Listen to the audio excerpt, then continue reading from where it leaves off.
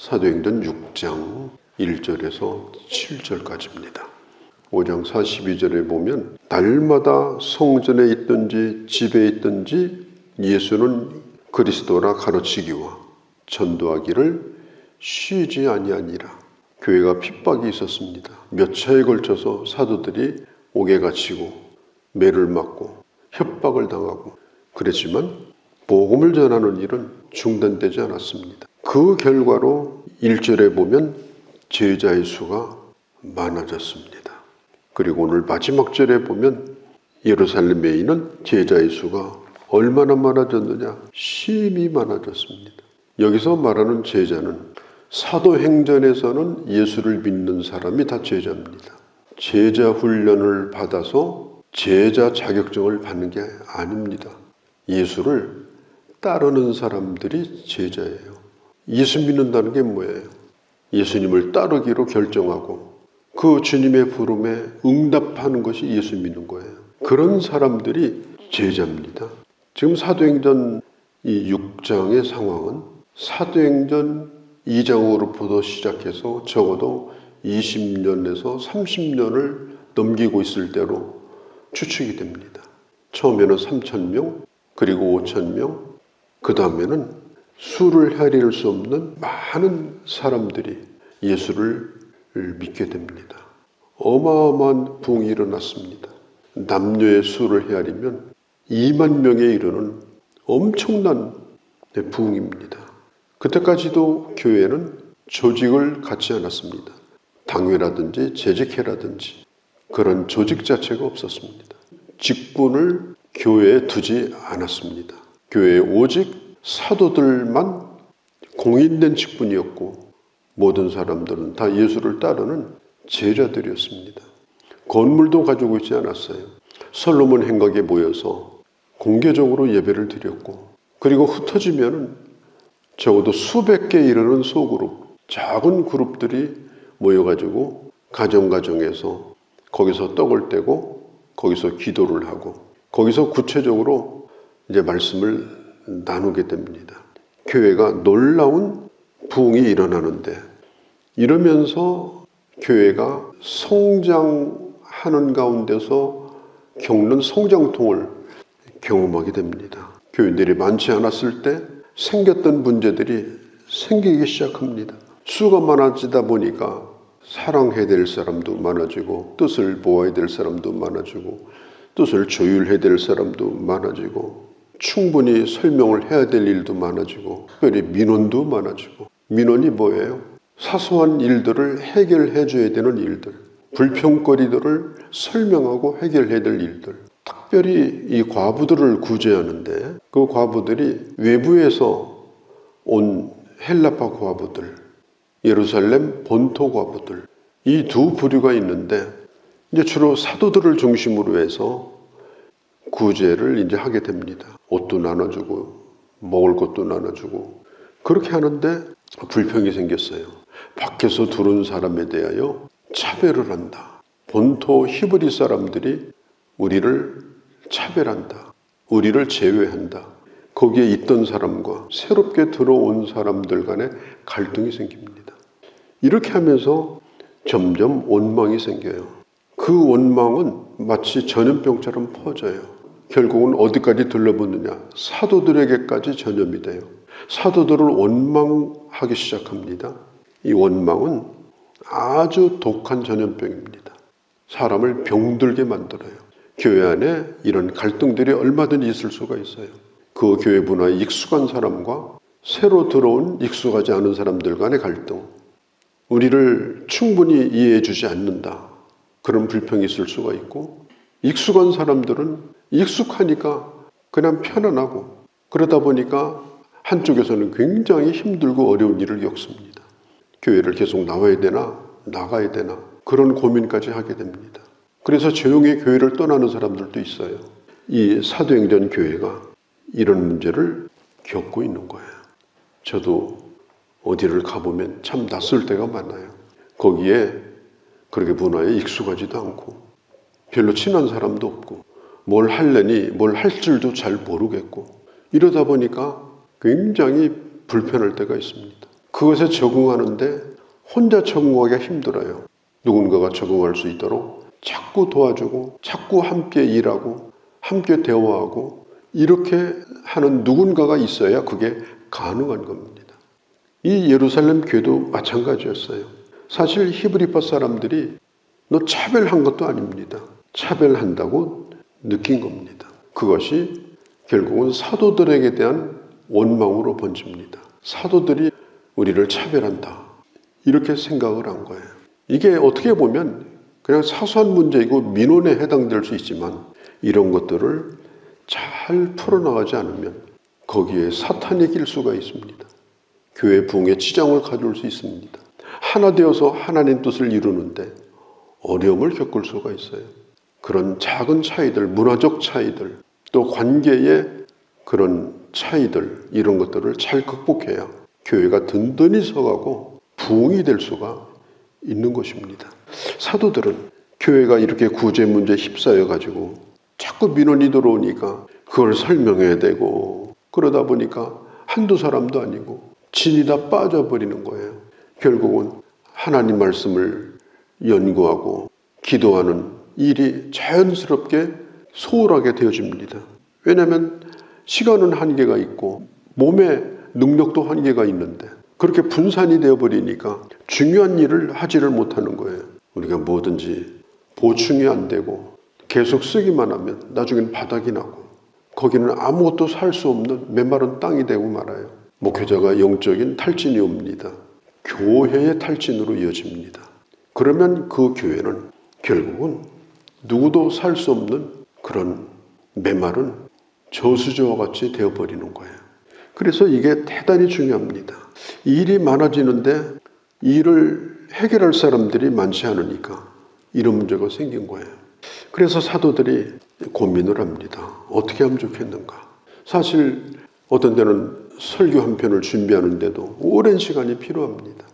더군다나 우리 교회 환경 같은 경우는 이건 목회자가 24시간을 거기에 매달려서라도 사실 시간이 모자랍니다.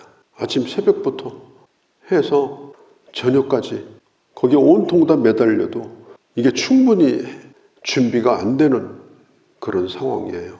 그런데 모든 일에 목회자를 개입시켜가지고 자꾸 정신적인 소모, 영적인 소모, 육체적인 소모를 가져오도록 만들어버리면 결국은 교회가 나중에는 영적으로 대단히 어려운 지경에 빠져버리고 맙니다. 우리도 살면서 잘 알잖아요. 가정생활을 하든 뭘 하든지 간에 신경 쓰는 일이 하나 생겨버리면 온통 거기에 신경 써서 다른 일을 할 수가 없는 그런 때를 우리가 경험하지 않았습니까? 목회자도 똑같습니다. 그 일에 전념할 수 있도록 해주는 거, 신경 쓰지 아니하고 본질적인 일에 충실할 수 있도록 충분히 배려해 주는 거. 그것은 목회자뿐 아니라 목회자의 가정에 대하여 그런 신경을 써야 하는 것입니다. 왜냐하면 목회자는 가정에서 영향을 받는 거고, 그리고 그게 편안치 못하다 보면은 결국은 잠을 제대로 자겠습니까? 쉬기를 제대로 하겠습니까? 그렇다 보면은 결국은 교회가 누수 현상이 생기게 되는 거예요. 그게 장기적으로 그런 일이 일어나면 교회는 부흥이 어렵습니다. 우리 성도들은 이걸 항상 잊어버리면 안 돼요. 목회자와 목회자의 가정이 그 중요한 일에 전념할 수 있도록 배려해 주는 거, 이게 매우 중요합니다. 그게 교회가 부흥되는 길이고 교회가 건강해지는 길이에요. 그래서 사도들이 그래서 사람을 뽑아요. 여기 집사라고 하는 이 디아콘이라는 말은 수종을 드는 사람이라는 뜻입니다. 섬기는 사람이라는 뜻이에요. 섬기고 수종들 사람, 그런 사람들을 뽑아요. 7명을 뽑습니다. 거기 명단이 다 나와 있어요. 5절에 기준이 나와 있습니다. 성령 충만한 사람, 지혜 충만한 사람, 칭찬 듣는 사람, 믿음이 충만한 사람, 지혜가 충만한 사람. 이것은 성령 충만하여 지혜가 충만한 사람이에요. 머리가 좋은 사람이 아니에요. 성령 충만하여 지혜가 충만한 사람. 지혜가 없이 열심만 있어도 문제입니다. 세상적으로 똑똑하고 유능한데 영적이지 않으면 그것도 또한 대단히 문제가 될 수 있습니다. 그래서 우리가 인간적인 일반적인 상식으로 생각하여 일하는 것이 아니라 하나님 앞에 깊이 기도하여 하나님이 주신 영적인 은혜로 지혜를 얻어서 일할 수 있는 사람. 또 한 가지는 칭찬 듣는 사람. 교회 모든 직분자는 이 조건이 다 들어가 있습니다. 칭찬 듣는다는 게 뭐냐? 덕이 있고 평판이 좋은 사람을 의미합니다. 평판이 나쁜 사람은 어떤 일을 하더라도 사람들에게 지지를 얻지 못합니다. 평판이 좋지 않기 때문에 동조할 수가 없어요. 칭찬은 내가 들어보려고 애써서 칭찬 듣는 게 아닙니다. 사람들이 알아서 칭찬하는 겁니다. 칭찬 받기 위해서 일하는 게 아닙니다. 일하다 보니까 참 그 사람 참 인격적으로 됐더라. 그 사람 참 믿을 만하더라. 그 사람은 참 변함이 없더라. 그 사람은 참 교회를 위하는 사람이더라. 제가 목회를 오래 해오면서 성도들이 가장 좋아하는 사람이 누구냐? 교회를 사랑하고 목회자를 진심으로 섬기는 사람을 좋아합니다. 이렇게 대화를 해봐서 정말 교회를 사랑하는 마음이 있는 사람을 믿고 따라갑니다. 또 한 가지는 목회자에 대하여 진심으로 좋은 마음을 가지고 있는 사람들은 같이 일하기를 원합니다. 그래서 그런 사람들에게 사람이 따르게 되고, 그리고 그러면 칭찬을 해줍니다. 아, 저 사람은 교회를 참 사랑하는 사람이구나. 나도 교회를 사랑하는데, 나도 목회자를 따르는 사람인데 저 사람도 참 목회자를 존중하는 사람이구나. 믿을 만하구나. 그렇게 되는 거예요. 뒤집어서 말해가지고 교회를 사랑하는 마음도 없고 목회자에 대해서 함부로 하고 이렇게 하는 사람은 누구도 믿지 않습니다. 이게 아주 중요한 거예요. 우리가 칭찬받는다라고 하는 것은 어떤 한두 사람에게 과도한 칭찬을 받는 게 아니고 그런 여론이 있는 사람. 그래서 사람들이 생각하기를 예루살렘 교회가 그런 사람을 집사로 뽑았습니다. 칭찬은 가장 가까운 사람에게 받아야 돼요. 치러본 사람들이. 또 한 가지는 가장 나를 싫어하는 사람이 나를 칭찬해야 돼요. 사람은 그렇습니다. 내가 그 사람 정말 싫어. 그런데 돌아서면 칭찬할 수밖에 없어. 싫은 건 싫은 거고 그 정도가 돼야 칭찬입니다. 내가 싫은 사람들이 나를 정말 칭찬해요. 욕하면서도 칭찬해요. 그게 진짜 칭찬입니다. 그리고 믿음이 충만한 사람. 모든 걸 믿음으로 보는 거예요. 믿음으로 말하는 거예요. 믿음으로 행하는 거예요. 이런 모든 것들은 결국 열매를 통해서 나타납니다. 이런 자격들은 열매를 통해서. 그렇게 해서 7명을 뽑습니다. 아마 7이라는 말은 완전수죠. 유대인들이 생각하는 완전수. 많지도 적지도 않고 꼭 맞는 수 7. 교인들이 2만 명이 되는 큰 교회인데 집사가 7밖에 없었어요. 그렇게 되자 교회 문제가 편안해졌어요. 이제 사도들이 하나님의 말씀과 기도에 전무하게 됩니다. 7절에 말씀이 점점 왕성하여집니다. 말씀이 왕성하여진다는 말은 이제 사도들이 말씀의 권위를 갖게 되고 말씀이 힘이 있게 되고 말씀이 풍성하여지게 되고 말씀이 깊어지고 그렇게 하자 교회가 엄청나게 부흥되게 됩니다. 말씀이 점점 왕성하여 제자의 수가 많아지고 이제는 제사장까지 복음의 도에 복종하는 일이 일어나게 됐습니다.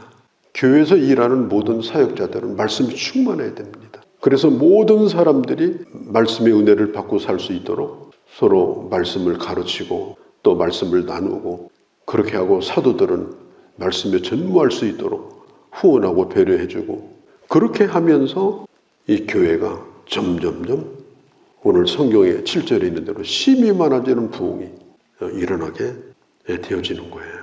교회는 성장통을 겪습니다. 또 사람들이 있기 때문에 항상 민원이 일어나요. 그런 것들은 우리가 하나님의 은혜로 늘 풀어나가고 문제는 풀으라고 있는 거지 풀어야죠. 어떻게 풀어요? 은혜로 풀어야죠. 어떻게 풀어요? 기도로 풀어야죠. 그리고 본질에 충실하는 거예요. 교회가 해야 될 중요한 일들에 충실하는 거예요. 그렇게 해나가면 교회는 반드시 부흥의 때를 맞게 된다. 나는 우리와 우리 교회도 바로 그런 교회로 세워지기를 간절히 바랍니다. 거룩하신 우리 아버지, 오늘도 주께서 저희들에게 주의 말씀을 듣게 하셨습니다. 이 초대교회가 갈등이 있었지만 은혜로 잘 그것을 해결을 하고 그리고 사도들은 말씀에 전무함으로 말씀이 점점 왕성하여지니 제자의 수가 늘어나고 이것이 바로 교회의 부흥인 줄로 압니다. 아버지, 인간적으로 사람을 모으는 부흥이 아니라 말씀의 권세로 교회가 교회되어지고 그리고 믿는 자의 수가, 제자의 수가 점점 늘어나서 하나님 나라를 더욱더 크게 확장하는 그런 교회로 나아갈 수 있도록, 또한 그런 일에 쓰여지는 일꾼이 되어지도록 저희들을 붙들어 주시고 인도하여 주시옵소서. 예수님의 이름으로 기도하옵나이다. 아멘.